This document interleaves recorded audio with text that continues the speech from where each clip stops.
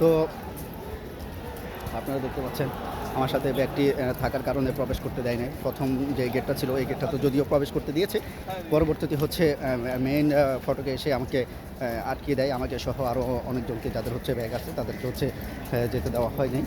তো আমি এখন ব্যাগটা রেখে আসতে যাচ্ছি। ব্যাগটা রেখে এসেই পরবর্তীতে হচ্ছে প্রবেশ করবো ইনশাআল্লাহ। আপনারা দেখতে পাচ্ছেন অনেক মানুষ, আল্লাহ তাআলা তার প্রতি মানুষের মনের মধ্যে কতটা ভালোবাসা সৃষ্টি করে দিয়েছে।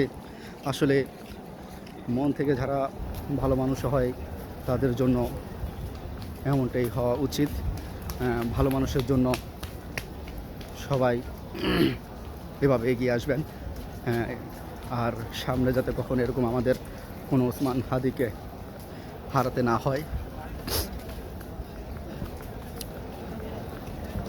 তো পরবর্তীতে আমি আবার জানাজা পাবো না, আমি তাড়াতাড়ি যাচ্ছি।